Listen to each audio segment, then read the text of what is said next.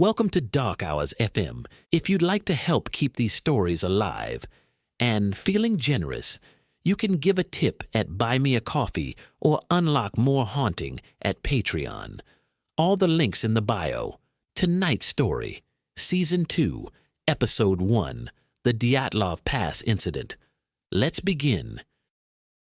In February of 1959, a group of young hikers vanished in the frozen Ural Mountains of Soviet Russia. They were 9 students from the Ural Polytechnic Institute, experienced, disciplined, and full of promise.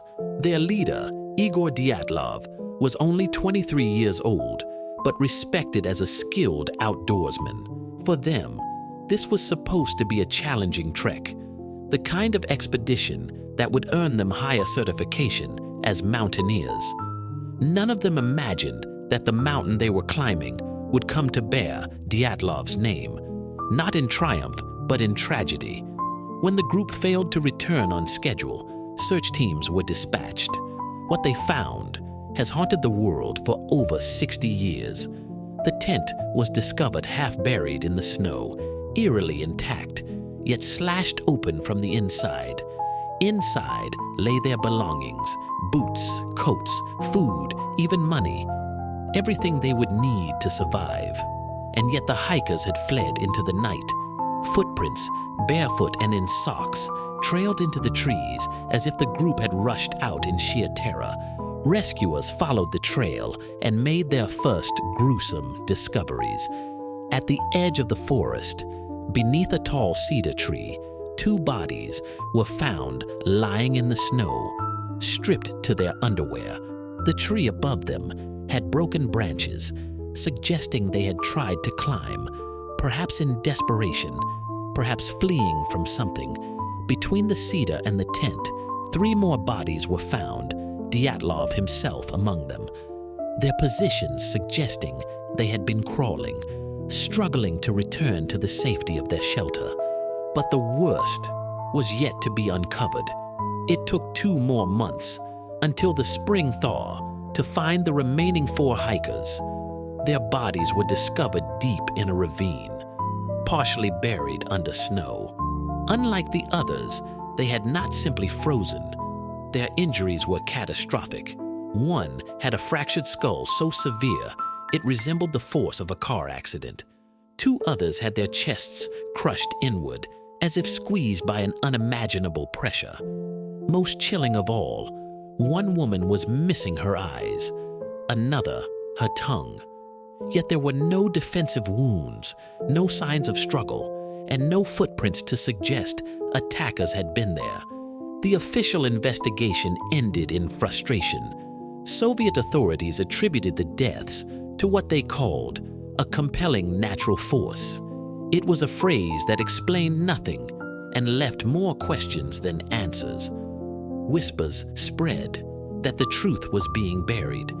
Some speculated that the group had stumbled upon secret military testing.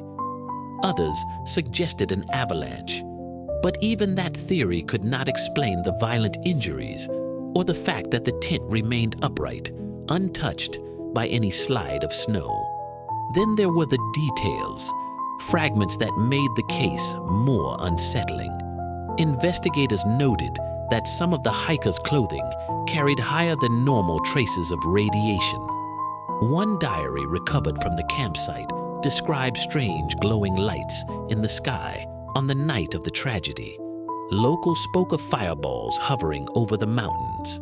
To the rational mind, these accounts might be dismissed as rumor or distortion, but in the context of 9 mutilated bodies, they take on a darker weight. Others have pointed to the psychological effects of extreme cold and isolation. In such conditions, some people experience what is known as paradoxical undressing, the sensation of burning heat as the body shuts down from hypothermia.